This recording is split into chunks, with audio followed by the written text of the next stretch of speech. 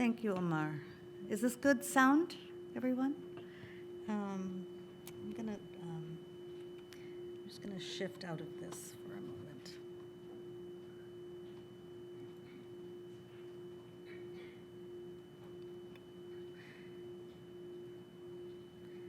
So, Omar, that was very, very generous welcome, and I'm really grateful. It's really wonderful to be here in this. This is a kind of esteemed seminar, I think, in this town, as you all probably know, and I'm really honored to be included. And thank you to Omar and Leslie for setting this up. It means a great deal to me to be able to share some thoughts about Dadaab with all of you. It's a place that I've gained some intimacy with over almost a decade now, and I hope to put some things on the table to be able to share with all of you and maybe hear your thoughts on it as well. The talk that I'll give right now centers on land, settlement, and the foreclosure of migration. Land will appear in many different ways in this talk, sometimes very overtly and sometimes as a specter. But I wanted to foreground it at the beginning as a way for you to thread through some of the different narratives that I'll be sharing. It examines all of these things through spatial histories of the paradoxical refugee and humanitarian architectures of the UNHCR camps in Dadaab, Kenya. These are on the border of Somalia. Through this empirical study of Dadaab, I'd like to consider an underlying question of what creates authority in the writing of history, how the study of concrete and conceptual architectures can help us to discover and rely on new archives.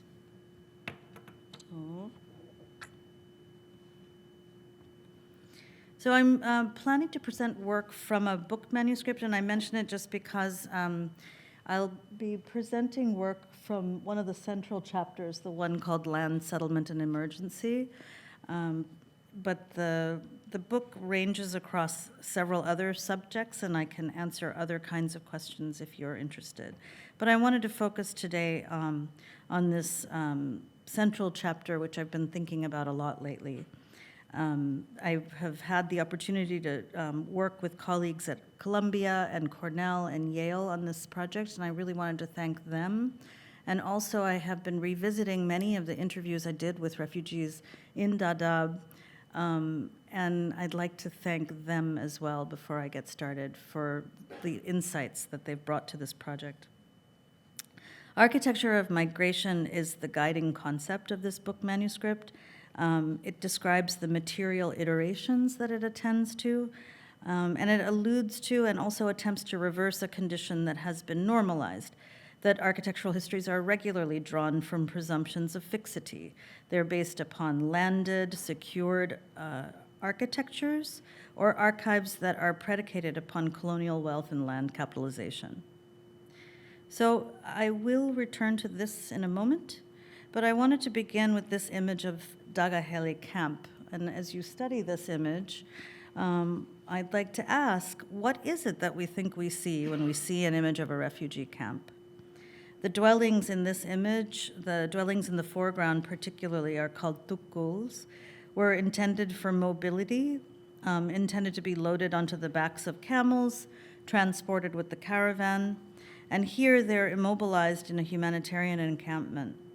This architecture was never intended to relate in this way to the land, and indeed, the density that you see in this image renders untenable the political economy of pastoralism that these architectures enact and signify. The tukul that's made stationary in the camps is a modern architecture and a vernacular architecture that upsets expectations for each. And in the land that's presently shared between Somalia, Kenya, and Ethiopia, the mobility and meaning of the tukul as a designed object is crucial, and it also maps onto a form of resistance in a history of sedentarization that I'll return to in the talk. This tukul form was crafted for migration. It's constructed and reconstructed regularly from Harar, which you can see on the image on the left. These are woven grass mats. They're clad over a bent wood branch structure. The construction process is highly labor-intensive. In contemporary refugee contexts, as you can see in the other image, the harar is substituted with foraged elements like plastic sheeting, discarded fabric, remnants of non-food materials. And these are often emblazoned with donor or agency names and logos. The architects of the tukuls have been women. They, this is an image from IFO camp, the first camp in Dadaab, from 1992. In this post-conflict camp environment, women have been responsible for all aspects of the process of gathering materials, fabrication of the various construction elements, also erecting the structure. All of these skills are built upon years of practice. These are skills that are expected even in the absence of materials and mobility. It's a building form that would not provide the kinds of stabilities required in a political economy, for instance, for enumeration or for taxation. Nor do they provide the stabilities required for modernization through connection and participation with civil infrastructure. You can't hook a pipe up to this building, for example. So this aerial photograph was commissioned by the UNHCR as part of a genre of images of Dadaab that became much more accessible after the launch of the Google Earth project in 2006.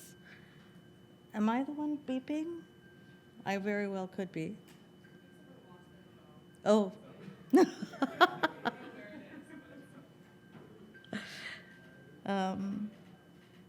It's so cheerful. Oh, it can live here, it's fine. You can just listen to the, someone will come looking for it.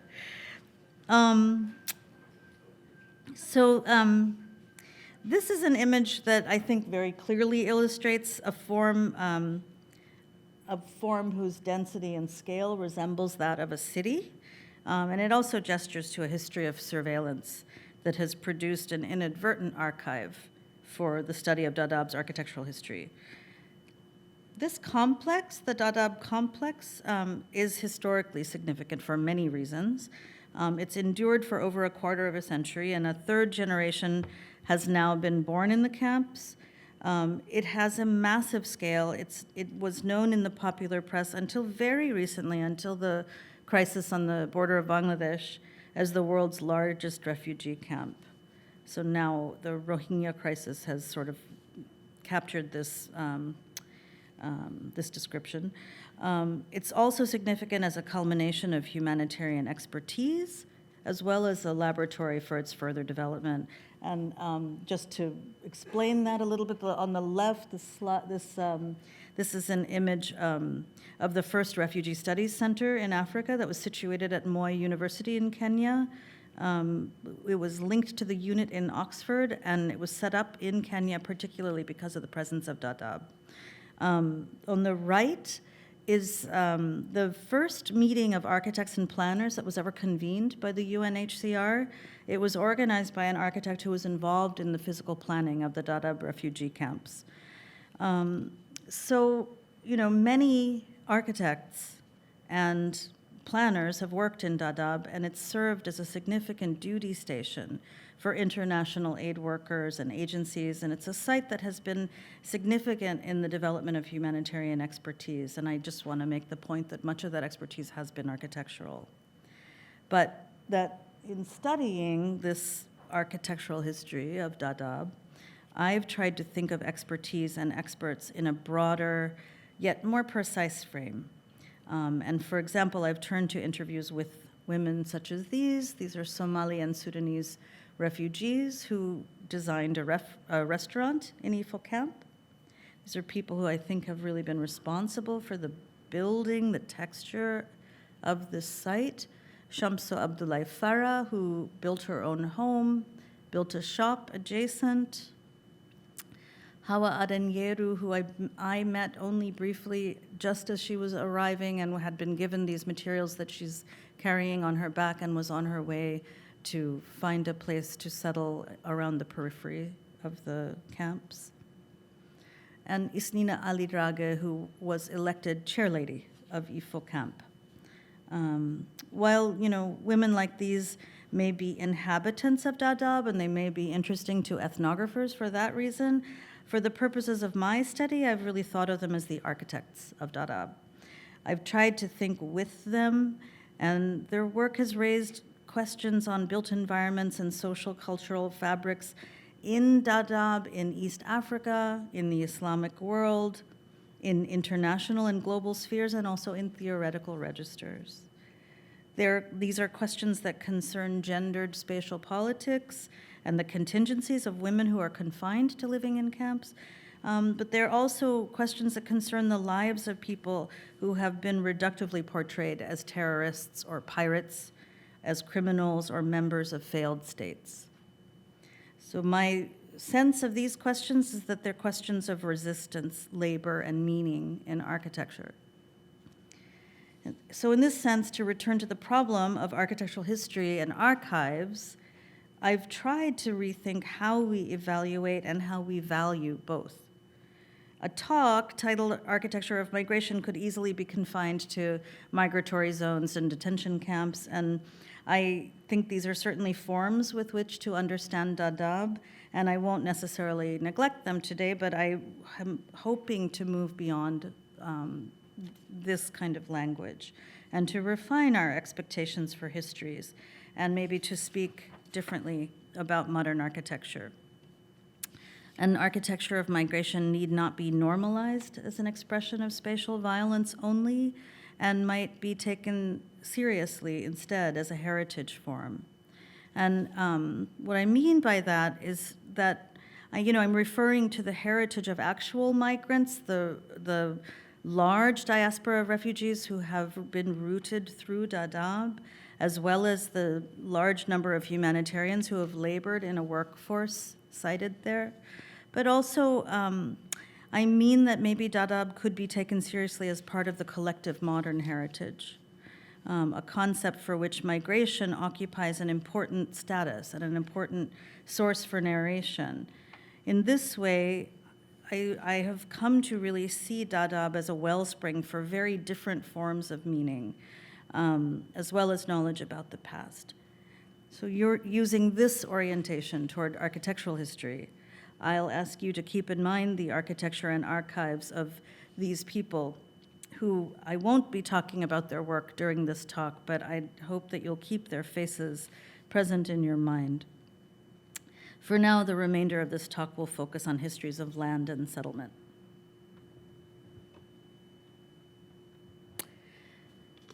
Dadaab is in the northeastern province of Kenya, in a territory that shares an international border with the Gedo and Lower Juba regions of Somalia. I'm going to try to use this very fancy pointer. Is it going to work? No. Oh, yes. Okay, so it is located right here. And you can kind of see this is the sort of Somali-occupied territory of these three countries. Its settlement and sovereignty have been under negotiation really for the last 200 years at least. Its value as an imperial territory was fungible. The Juba land was partitioned by Great Britain. That's this area here where you can see this very straight line drawn over a territory that really at the time saw itself as one territory. And this happened in 1924 to 1925. So this border territory, and I want to just show you a couple more images, presently accommodates a restricted international site, which for many years was the largest ever hosting facility under the purview of the United Nations High Commissioner for Refugees. It was established in 1991 to receive a population violently displaced after opposition groups succeeded in breaking down central authority in the socialist military rule of Mohamed Siad Barre in Somalia. And by the mid-1990s, the Kenyan government had instituted a policy to confine refugees to 2 locations. So on the one hand, in Kakuma, near the borders of Sudan and Ethiopia, and on the other in Dadaab, which was in the northeast, near the border of Somalia. Ifo Camp, shown in this slide, was the first refugee settlement established at Dadaab. In 1991, the UNHCR and the Kenyan government intended to host 30,000 refugees at Ifo. Now 5 settlements hold a population of refugees and unregistered migrants that some are totaling at approximately 500,000. The financial flows in the settlement complex are so robust and the marketplace so complex that social scientists have studied it as an emergent market town. According to a 2010 study, refugee-related operations in the 3 original settlements totaled $100 million US, with an overall volume of trade in all kinds of goods and services at $25 million. And in my own experience, actual US dollars could be exchanged in the refugee camps, but not in the Kenyan town of Dadaab. So this complex of settlements near this small village of Dadaab generated continued security interest due to political instability on both sides of the border, the international border, and multiple crossings by asylum seekers, but people essentially who didn't believe in the border. These conditions were aggravated after 2006 when a large population of asylum seekers fled southern Somalia where the militarized group Al-Shabaab had gained control. The settlements at that time were also severely flooded, forcing many people into conditions of double displacement as they sought shelter in the periphery of the camps. So over time, the refugee camps and the humanitarian administrative complex, and you're seeing some elements of it here, together produced a stable material context for the care and maintenance of refugees, even as they enacted their confinement and profound restrictions. Refugees in Kenya don't have the right to work, they don't have the right to education, and their mobility is severely restricted. There's a great deal to say about the materiality and territoriality of this zone, but I believe the historical partition of the Juba land is central to understanding these refugee camps, and that they, in turn, are not only a site of humanitarian aid, but also an architectural and a historical remnant of that past partitioning. In Eastern Africa, a history of borders is certainly based upon colonial territoriality, and the infrastructure of the colonial railway, you see this spine moving up this map, is central to understanding this. However, it's also a material history of the ground, of the land itself. The Organization of African Unity decision in 1963 to 64 resulted in the principle of accepting Africa's colonial boundaries at independence. But it's important to understand the continuous and regular negotiation of those boundaries between countries. Approximately 17 major boundaries were drawn in the regions between Sudan and Tanzania between 1891 and 1915 as a product of several treaties and agreements. And I've always really liked this quote by Wolfgang Zeller that highly simplistic ideas of these Europeans drawing the boundaries of Africa are one thing, but this principle of acceptance of Africa's colonial boundaries at independence are also not the end of history with regard to this matter. I think that's a really important thing to keep in mind. And the other piece of this kind of the history of this territory, and I apologize for the quality, the slide is not great, but you see here this vast northern frontier province. The production of that territory included the designation of closed districts, with passage between them restricted through the assignment of kibanda documents to people. This is an apartheid practice that was used in the South African legal system that is used for refugees even today. And within the history of that frontier, there are a couple of legal proclamations that become very meaningful to the Dadaab site. These proclamations show that the site where we currently see these refugee camps can only really be understood as a legacy of this frontier. That site actually lies outside the official boundaries of the British Imperial District. So the line that you're seeing here is not in fact a line, but there is a line that is the edge of Italian Somaliland, and another line in the legal documents that is the edge of the frontier. There's a space in between those two lines, and that happens to be where the camps are located. I don't think that that's an accident. In such a context, a contested territory in which legal precedent has been tenuous under both empire and nation, architecture relates to the land with a directness that contrasts radically with the abstraction that is imposed by either empire or nation. This photograph hopefully will illustrate. It's a photograph taken at Ifo camp, which you saw in some of the previous images. It's taken from the periphery of Ifo camp. Just note the corrugated aluminum walled structure in the background. This is a latrine that was erected as part of a Norwegian Refugee Council aid program, a state-funded humanitarian non-governmental organization which distributed a quantity of latrine components per unit area per a needs-based field assessment.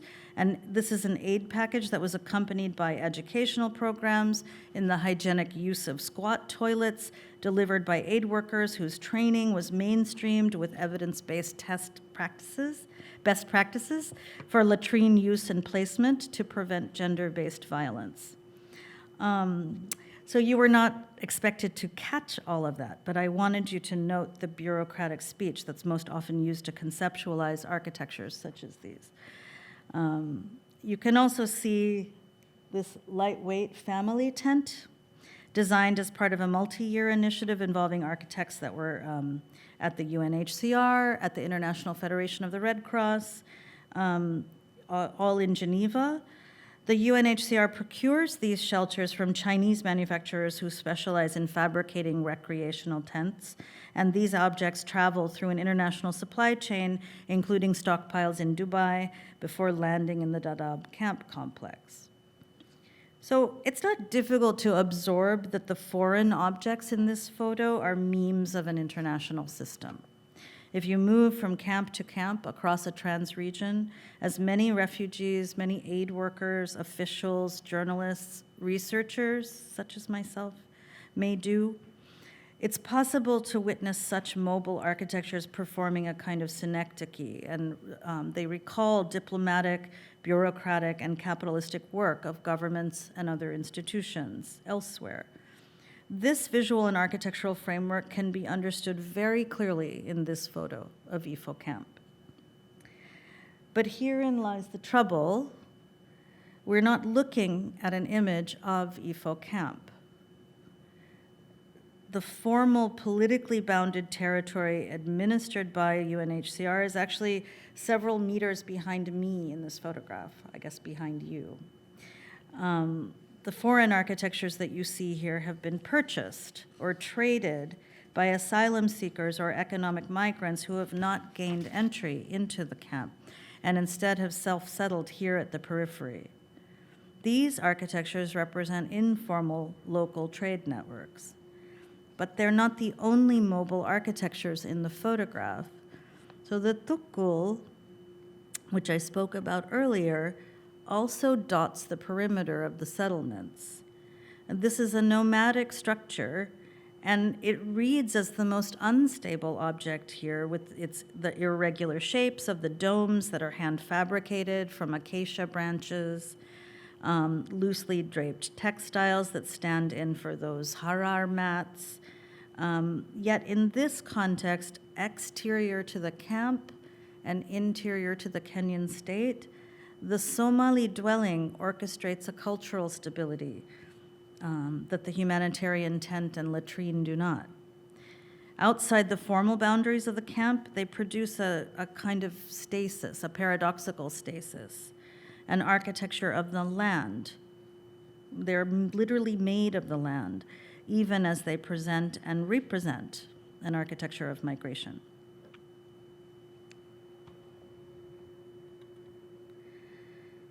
This photograph was taken at a location not far from the last, but in the interior of Ifo camp.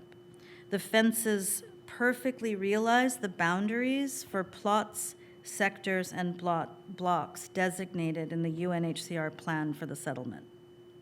This is that plan, which shows those sector and block divisions configured by the UNHCR in its plan for the camp.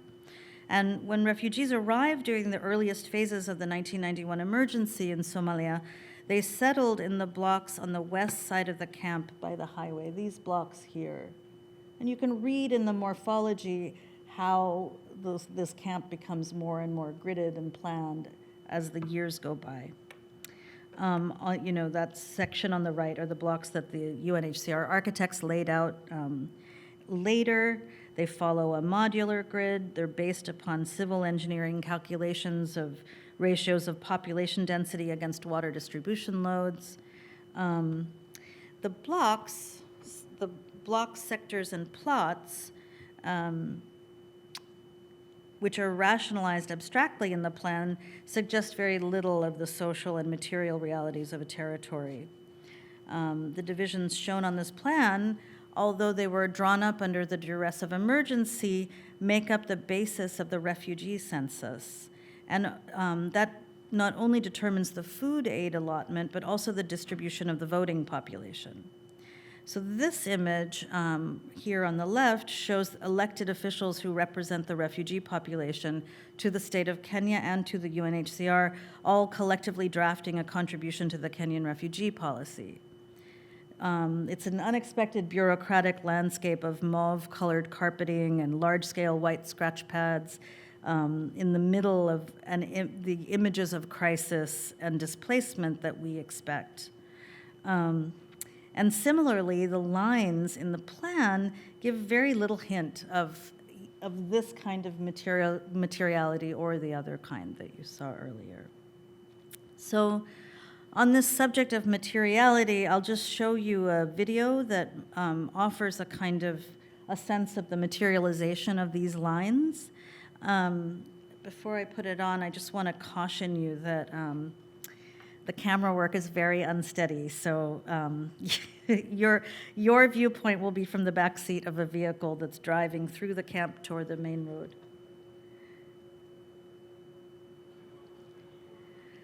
So we're driving on a street whose edge is produced by lashed together fencing.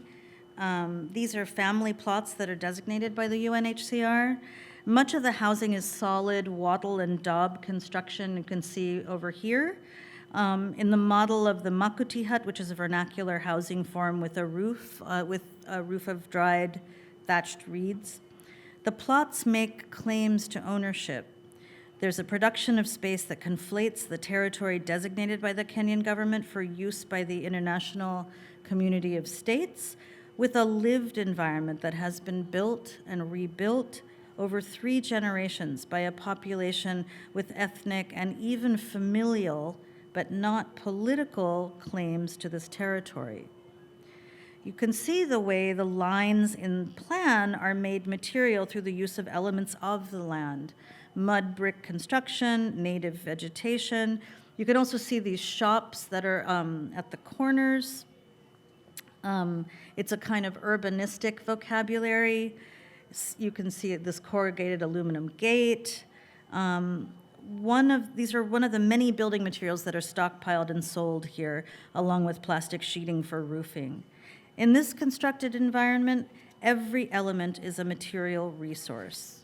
Here, architecture enacts economics. But here also, architectural forms inscribe territorial boundaries. So, in other words, here, architecture enacts politics. And Now we're coming up on the main road.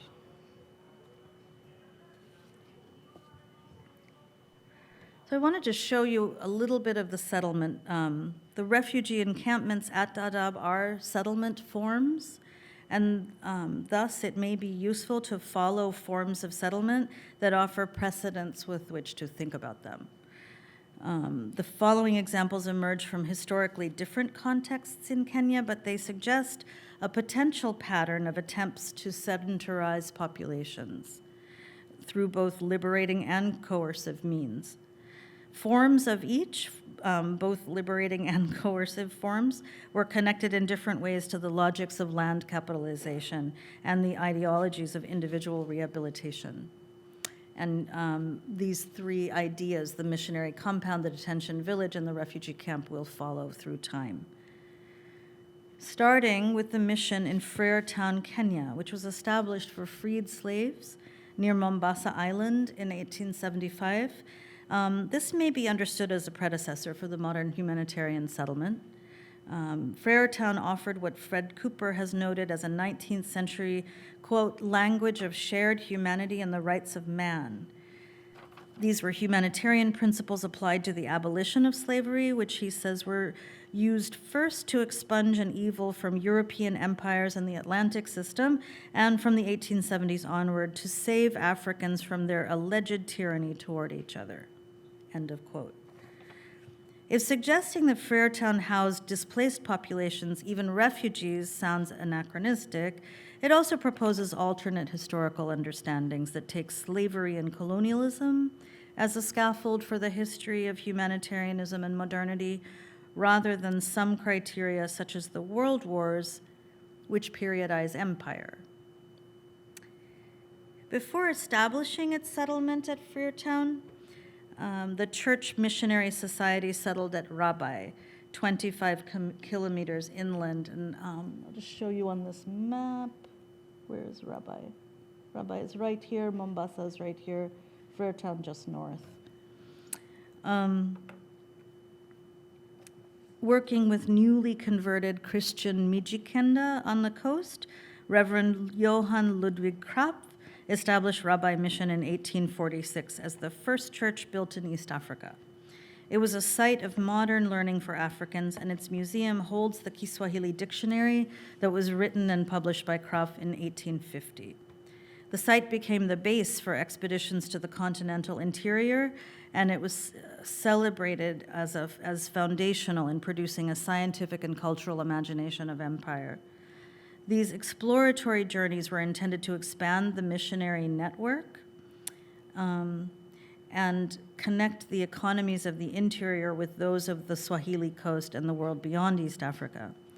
The travels, routes, and experiential map-making processes initiated modern cartographic visualizations of Africa. The German explorers and Rabai Church Missionary Society representatives, Johannes Rebmann and Krapf, were celebrated as the first Europeans to sight Kilimanjaro in 1848 and Mount Kenya in 1849, with maps from Rebmann's expeditions to Lake Nyasa stimulating European interest in the Nile River system. But meanwhile, Africans such as Abdullah Susi and James Chuma would lead the later European expeditions, and particularly those that brought David Livingstone across the continent.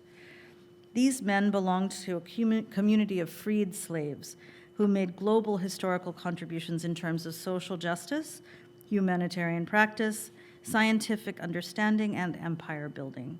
Their contributions in turn presented very complex histories and social constructions, as well as very complex moral and ethical questions. Members of this community played a decisive role in exploration, abolition, and the erudition and cultural life of Rabai and Freertown. The latter was established explicitly for humanitarian purposes. Freertown was established to deliver aid and provisions for African refugees from the Indian Ocean slave trade. It was the first settlement in East Africa to produce material relationships between a liberation ideology and the land. The cultural and social logics of the Freertown refugee settlement had a template in the history of this group of ex-slaves. And you see here Livingstone's descendants, and James Chuma Abdullah Sisi with another reverend in the Church Missionary Society. This community of Africans is referred to in the Royal Geographic Society literature as the Bombay Africans. And during the first half of the 19th century, when the Indian Ocean slave trade was restricted through treaties between the British Navy, Omani and Somali chiefs, and other negotiating bodies up the coast all the way to the Persian Gulf, several liberated African men, women, and children were placed with families or housed in missionary shelters on or near the coast of Bombay. This is where the British Navy's anti-slavery operations were headquartered, and missions were established all the way up the coast. In those missions, freed slaves, including women and children, learned English, Hindi, and a variety of technical skills. They developed themselves as a community and learned to work the land. Hundreds were repatriated to Africa in the second half of the 19th century, especially following the 1873 treaty to end the African slave trade, the East African slave trade, that was signed by the Sultan Bargash of Zanzibar and also the governor, Sir Henry Bartle Frere of the Bombay Presidency. So Bartle Frere, Freretown is named after him. He happens to also be the president of the Royal Geographical Society, and he is the one who recommended the employment, of freed African slaves educated in India for work in expeditions as well as in the missions in Africa. So Mark Wellington and Cephas are two other figures from the missions in India. They performed notable work in these areas. They did a lot of imagining and drafting of the African continent. They established the cultural and social frameworks for the abolitionist settlements. And again, their practices of visualization and activism complicate an already complex historical narrative that links the anti-slavery movement and imperial expansion in Africa, these putatively contradictory thrusts. Bronwell Everill writes in her study of 3 settlements for ex-slaves that they helped to form British thinking about human rights, refugees, governance, and forms of humanitarian state building. These 3 settlements were Freetown in Sierra Leone, the Cat River settlement in South Africa, and Freretown in Kenya. Freretown's establishment also owed some debt to the abolitionist discourse and the positively perceived interventions by these freed Christian Africans that had been demonstrated in Freetown, Sierra Leone, along with this potential complement of the Bombay Africans.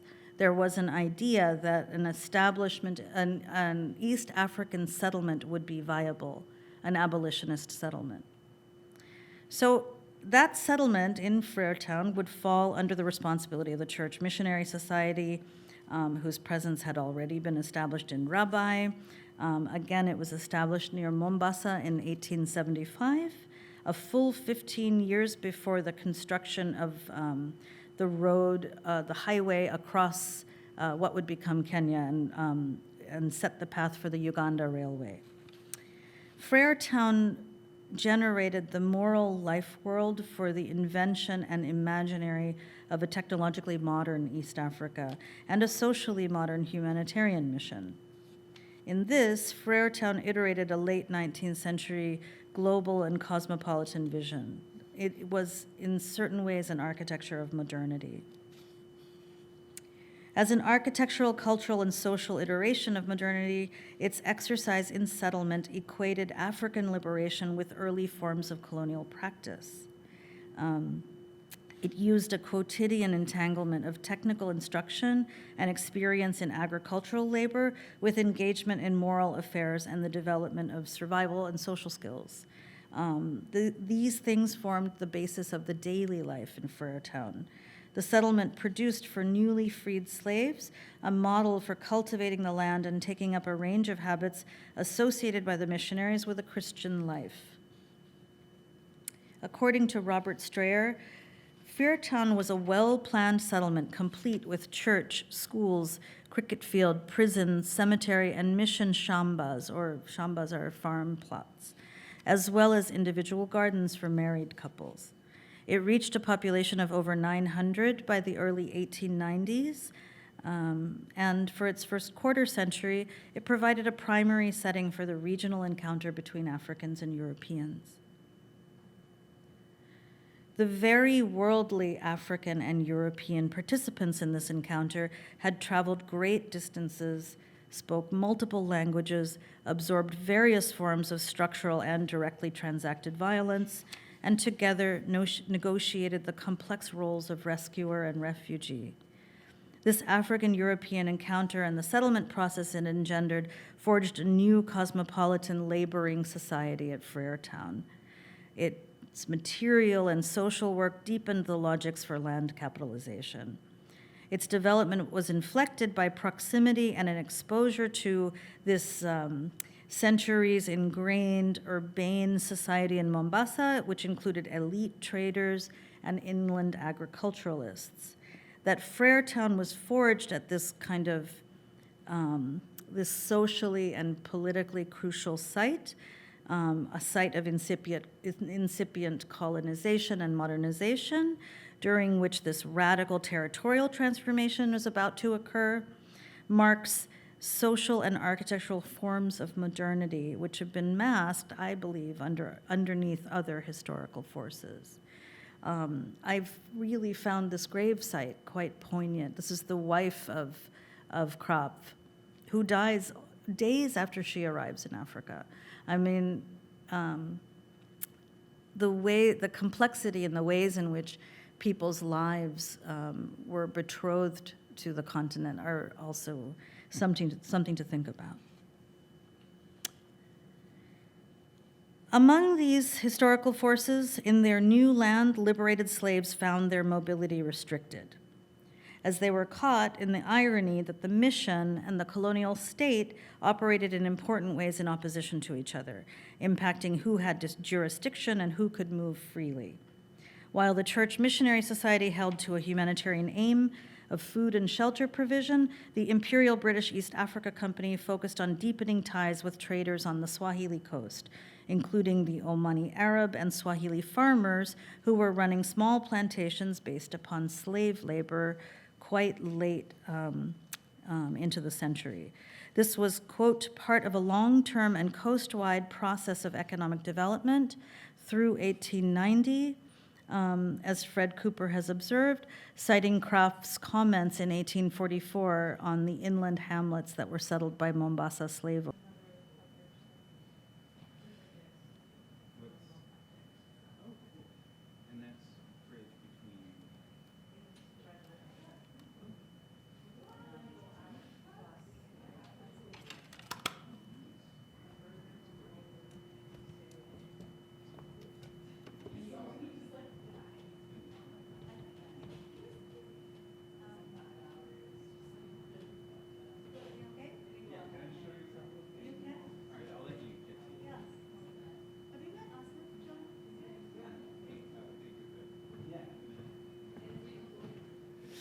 So, Is it actually called the Intra-Disciplinary something? yes, it's a much debated question. I just wrote the whole word because I thought That's great. I why like not? that. Leslie likes to give the explanation for that. Infra. You should call it the infra. Yes, that's a great idea. I will suggest that. So this is, you can move between one and the other. They're here, Yeah. right? And if you just go here, I think it will show you both let's see, the current slide and the next one. So you can move, so this works. Are you giving me a PowerPoint tutorial? No, I'm just Omar checking that it Berrada? works. I'm just checking that it works. I finally get to meet you, We've had lots of- our first conversation Yeah, is I a know. PowerPoint tutorial. I'm sorry, and it's a failed one because I can't even make a loop. It's true, it's a B class. Okay, so we'll just let this go for now. No, we've had lots of issues with this because what can you do? And so, okay, it works. And the other thing, the one thing that I do need to show you is, right now we are in this, it's called room cleaning, the lighting.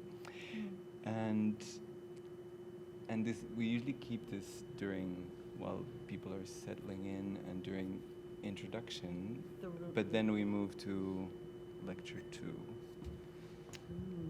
so the images are seen better and we see you better. The thing is, so we can do it from the cabin, but our technician needs to go to other classes, so he won't be here. Would you mind doing it when you come on stage? I really don't mind. Yeah, so just I'm lecture in full 2. service operation. There you go. That's amazing. Lecture 2. And if I'm this gonna is forget, off, you though. just touch it and lights on. Okay, And I'll do end up lecture 2. forgetting and have to ask you, That's okay. because I'll just, That's okay. don't retain It's not a big deal. information. It's not a big deal. It's not a very super formal occasion. Yeah, okay, great. And this, normally you don't need to be too close to the mic. You don't have to go too close to it. Okay, perfect. The famous salad, which Leslie must have talked to you about, is in the so-called green room. The back there. famous salad? It's a salad. If you're hungry after the lecture and before the little I seminar. forgot to eat, so maybe I will have a famous salad.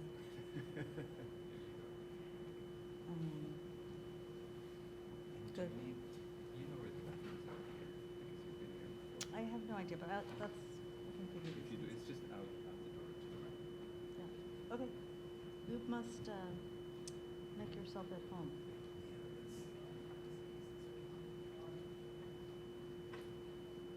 Brighten? Maybe not. Does the screen get any brighter? Well, it's just because the light. Oh, is it? It's just if we do Oh, right. this, it will. Yeah, just so it can be seen. Oh my goodness gracious, this that's is- very bright.